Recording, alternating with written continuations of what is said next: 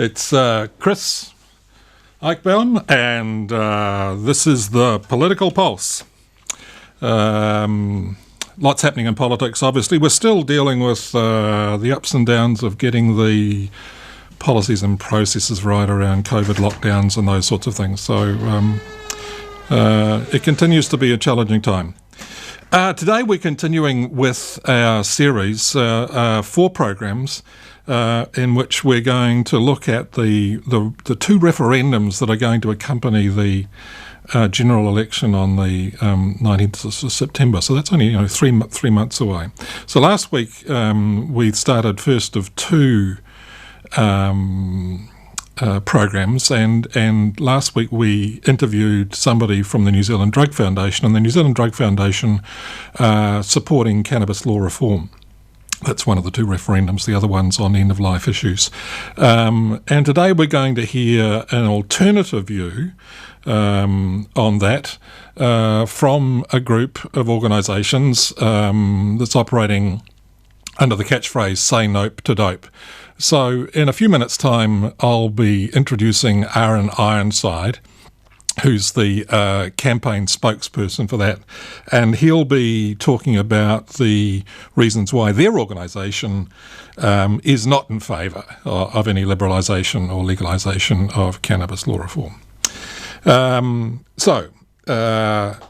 Just before we talk to Aaron, how about a bit of music?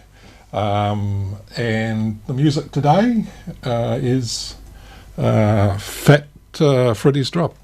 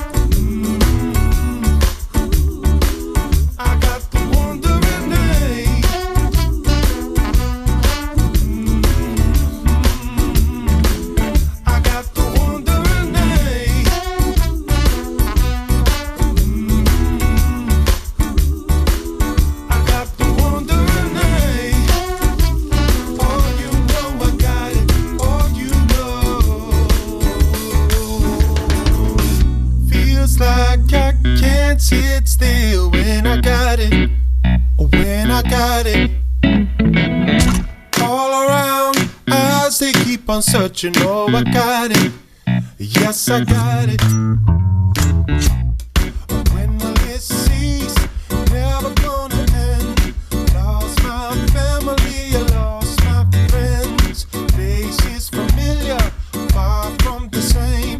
Come a little closer, let me know your name. Who step into the light, sweet one, so I can see who you were. What's your name in the moonlight? What's your name in the streetlight?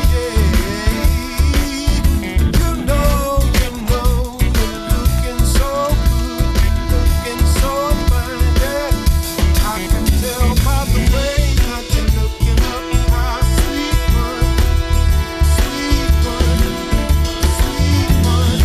one,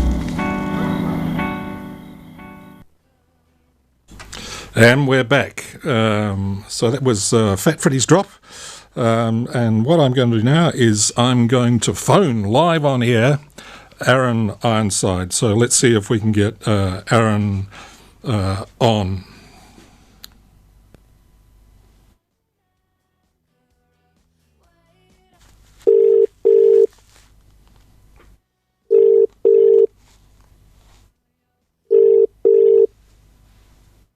Hi, it's Aaron. Aaron, hi, Chris Eichbaum. We're live on air here at Arrow FM. Thanks so much for giving us of your time today. I really appreciate it. Pleasure.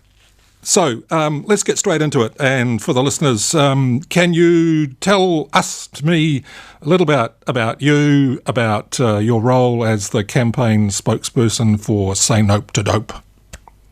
Absolutely. So I come to this primarily out of my work as a counsellor. So I spend a lot of time working with people who are in recovery from various kinds of addiction. But a long time ago, I was a daily cannabis user myself. So I've known firsthand the effect that it's had on my own mental health, and sadly have watched the effect that it's had on my family members. So for me, this is very much a personal and a professional issue. And I'm spokesperson for a group called SAM, Smart Approaches to Marijuana, the NZ branch. We've affiliated ourselves with the American organisation of the same name, although they've not had a great deal to do with our campaign other than to loan us their identity, and we've brought together an alliance of around 25 different organisations and professionals, many of whom are former police or drug rehabilitation workers and different organisations that work in the community. Okay, thanks. The approach that we're taking here is obviously not an editorial one. So last week I interviewed a spokesperson from the New Zealand Drug Foundation, and they provided their views. I asked them some questions. So I think we might just follow that same approach today, if you don't mind. There's obviously a lot of information out there, and I encourage anyone to go online, to use Google, to, as you see, there's the SAM New Zealand Smart Approaches to Marijuana New Zealand position statement. There's a list of the organisations that are involved. There are a number of individuals who have given their names to support. And there's a lot of detail here. Obviously, the draft legislation is a very detailed piece of legislation. Your organisation's put out a flyer which you can download online. 20 reasons to vote no to cannabis in 2020. We may not have time to go through all 20, but do you want to just sort of lead off with what you think are some of the principal reasons why, in fact, a no vote should be the preferred vote in the referendum? Yeah, we've taken a very evidential approach to our position. We've simply looked at the jurisdictions where cannabis has been legalised and in some cases decriminalised, but most of the attention being on those areas that it has been legalised, so that gives us a reasonable indication of what may be ahead of us. And really what we're noticing that is of great concern to us is that the black market doesn't go away. It would appear that in most jurisdictions the black market remains about 70% of the sale of cannabis. And what that does in actual point of fact, rather than create a safe regulated market, it creates two markets. And the regulated market goes into competition against the black market. And so what we've noticed is that the entire market then swells as a result of that effective competition. It means price goes down because suddenly supply is now outreaching demand, and so price goes down. And of course it tells the black market what kinds of products to focus on. So of course in our scenario we predict that the gangs will continue to focus on high potency products given that there's a potency limit on the regulated products. So the first one is that really this is not as much legalization as it is commercialization. It's the creating of a brand new industry that we've never seen before, and with that comes some challenges we've never seen before. But rather than reduce harm by reducing usage, we are saying, look, the evidence is it increases harm by increasing usage. Now look, whilst teenagers won't be allowed to buy cannabis from the regulated stores, what it does do is it forces them into the hands of the gangs. And the New Zealand Police have recently put out a discussion document on the legislation, and they've said that the actual restriction on THC and on the age limit will actually empower the gangs. And so what we see in those jurisdictions overseas is an increase among teenagers in youth, and in particular, it's an increase in chronic use, 4 times or more a week, and with that comes some pretty serious outcomes. And then finally for us, it's the realization that this kind of industry typically targets the vulnerable.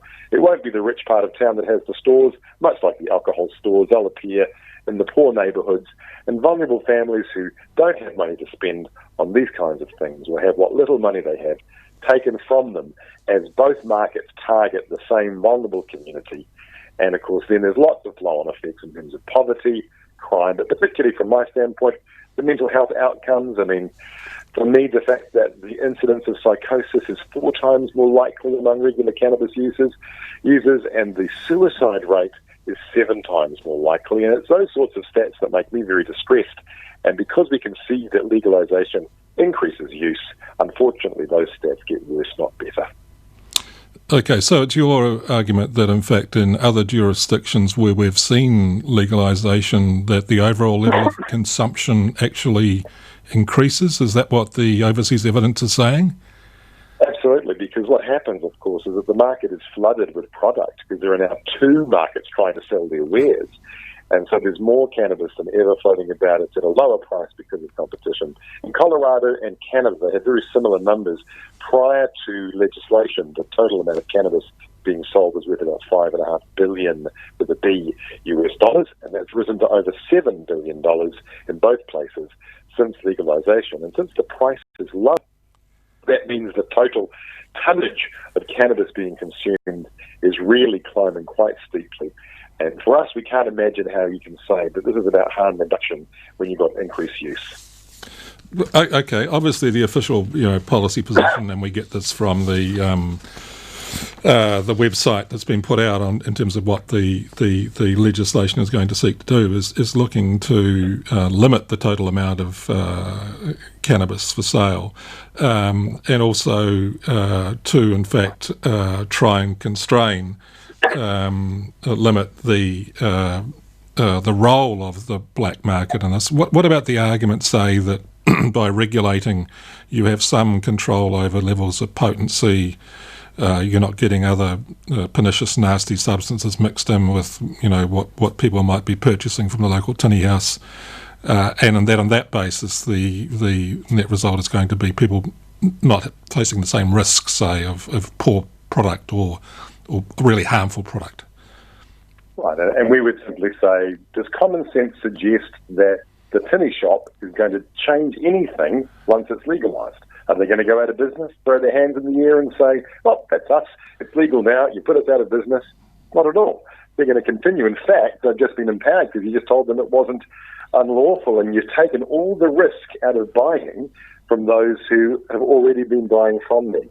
We know that most cannabis is sold through personal relationships and connections, and so those avenues, those pathways to supply are well entrenched. They're already there. There's no real genuine reason for someone to stop. But that being said, it is true that there will be this very small protected bubble. So for some users, yep, we can see that they will have access to lower THC products. But let's not fool ourselves. There's no such thing as a harmless cannabis product. Even at 15%, that is already 5 times stronger than the weed of the 1960s. It's been dubbed the Woodstock weed. So that's by no means a low THC product, just lower than the street market provides at around 30% as sort of an average THC level. And so, yep, it'll be less than, but it won't be many people using it. And of course, both markets, the regulated one and the black market, will both be wanting to grow their markets. Because what business have you ever heard of that didn't want to sell more of its product? So both markets are trying to find new customers, and the best kind of customer is an addict. Okay. Another angle on this is obviously medicinal cannabis. When we were talking with the Drug Foundation, they said that in terms of their assessment of usage currently, that I think the number was around 40%. I could be wrong on that. So 40% of people who are using cannabis or cannabis products are using them to assist with health-related concerns in some way. And while the referendum ostensibly is not about medicinal cannabis, that's handled by another regime, there will be people who would argue that, my ability now to go to a complementary health practitioner and to access a balm, whatever, a tincture, is going to be there, where it's not currently. And indeed, you're right to point out that medicinal marijuana is already legal. And yes, there might need to be some improvements to access and the price under that legislation. But are we really suggesting that what we want is for people to bypass their doctor? From what position are people able to say with any confidence, I will just decide for myself that I need cannabis to treat my pain, to treat my condition. I don't need a prescription. I don't need to see a doctor. I'll just go to a shop and buy it. It's not that kind of a product. We don't let people grow morphine at home or buy that from a store. We require prescriptions. We require doctors to be involved. Doctors are the ones who know about the particular product you need, particularly given that most doctors would recommend a high CBD, low THC product, THC being the psychoactive ingredient that makes you high. But we know from experience now that the research tells us that a large percentage of people who start as medical users graduate to becoming recreational users, and they no longer want the CBD-only product. They want the one that has some THC in it. So in reality, people might be self-medicating, but they're doing that outside of the safe environment of medical supervision. And we want to remind people this is too serious to medicate yourself. None of us are experts on this stuff. We need the doctors to be involved and stay involved. Okay. Yeah, that's interesting. I guess there might be some out there working in the complementary medical area who might want to take you up on that, but we won't do it at this stage. What about the argument, though, that at the moment one can go out there lawfully and purchase alcopops? So there are products out there that are designed to be consumed to disguise the fact that it's alcohol, and we end up with people in really bad states of disrepair, and sometimes alcohol poisoning resulting in them in being hospitalised. And then there's tobacco as well. I mean, what about the argument that as compared, say, to tobacco products, alcohol, cannabis is a more benign product and doesn't have the same harmful deleterious effects that you find with, say, alcohol and tobacco products? Well, I don't find the doctors coming out in droves supporting that position that this is a less harmful product. It has a different kind of harm. The Respiratory Foundation has said that smoking cannabis is 2.5 times more dangerous than smoking tobacco on your lungs. This is not harmless by any stretch, but it does have a different set of results, and I'll give you that. That certainly we don't find necessarily people doing the same kinds of dangerous things in the moment that they are smoking. But smoking cannabis or using cannabis changes your brain. And because it changes your brain, it opens up issues like anxiety and depression. And so, yes, there are a different set of health outcomes at play, but there's no doubt at all that this is a dangerous substance. And we would simply ask, why do we need a third legal one?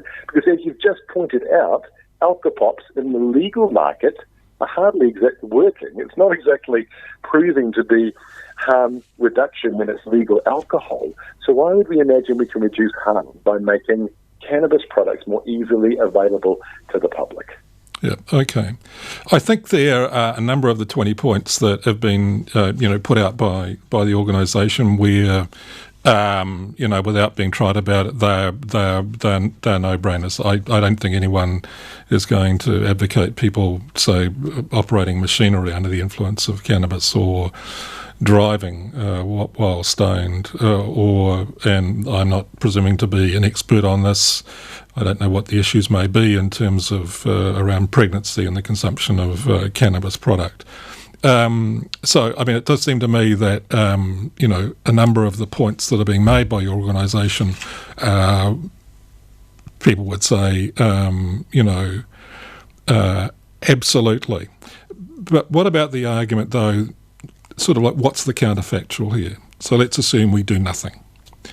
We're still going to have the black market, unregulated, no controls over quality, the possibility of that black market and those providers who are criminals in it for criminal ends using cannabis products and maybe lacing cannabis products so we get actually people moving up and into harder and harder drugs.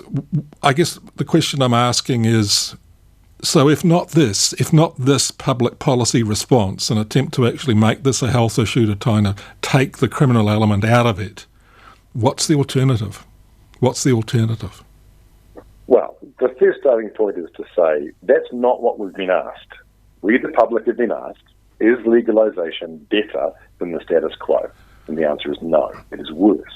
So that's the only question the government has asked us. It's not asked us for other solutions.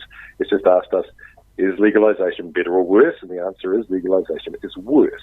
However, there are a lot of false choices in this discussion. As if, for example, we can't continue to pursue health and education programs whilst it remains illegal. There's no reason why we can't spend money, devote some time and energy to continuing our harm reduction policy. We don't need to change in law to do that, because this is both a health and a criminal issue, so it can be treated as both. That's not a problem.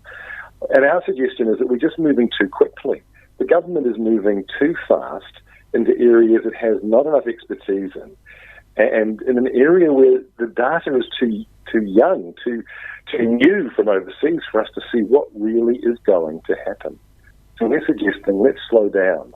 Let's consider some other alternatives. Let's remind ourselves that we don't have to change the law to start improving our health and education responses to this issue. We're more than able to do that whilst the current law remains. But yes, we appreciate that the current law, like all things, is not perfect. But I don't think this dramatic response is appropriate. It's too much too soon.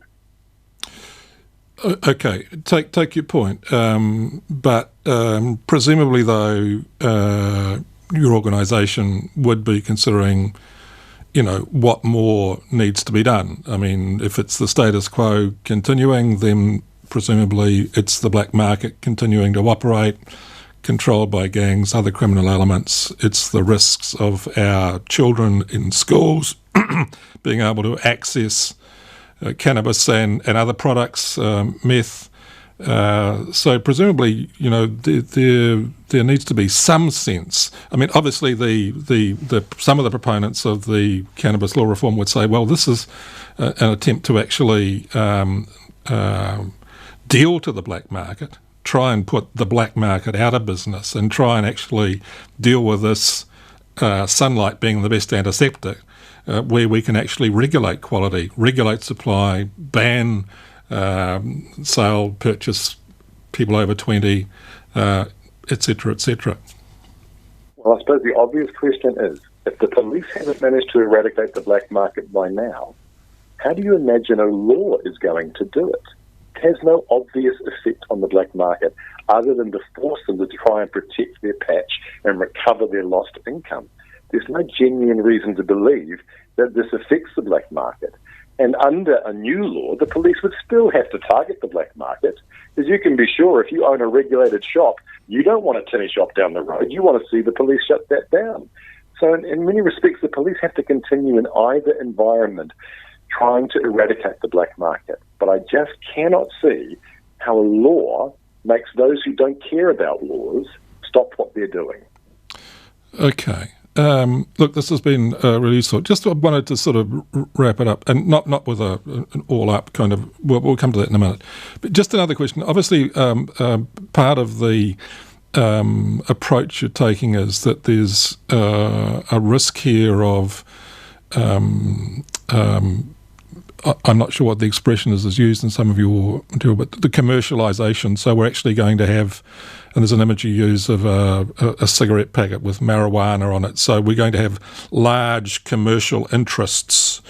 Do you have evidence to suggest, say, in other jurisdictions that it's those big corporate, commercial, driven by profit players who are actually going to come into this space, as distinct, say, from what I think the legislation would allow, somebody growing a couple of plants in the hothouse for their own personal use?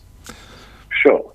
Well, and indeed it's worth pointing out that, of course, and the other part of this oversupply will be that people will start growing in their homes as well, again, flooding the market. And the legislation looks like it's trying to control that, but let's play that out for a second. The legislation says that no one player can have more than 20% of the market. But currently, according to the NZEIR, it's a $2 billion industry. So that means that your largest player can be a business that's nearly $400 million in turnover. That is not a small business. That will not be run by Ma and Pa. That will be run by a business that can grow and distribute at that kind of volume. So it's a no-brainer that it invites those with deep pockets, deep enough to own enough land or enough warehouse space to grow, deep enough to be able to follow all the compliance rules that will be required, that your average person won't be able to consider. And we know from overseas that there are some very large players who've made it their absolute goal to have their cannabis business be as large as McDonald's. And so there's no illusion here that big business is getting involved, and we know that big pharma and big tobacco are looking for their next product. So why wouldn't they look to this market as the obvious next place to start making some money? They've got the resources to get into the market at that kind of level.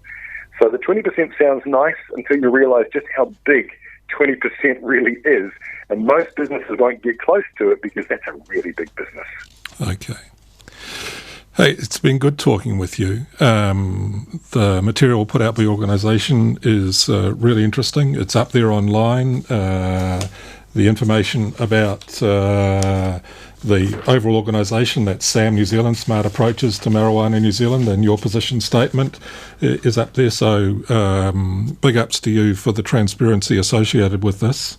Any final comment before we finish up for today on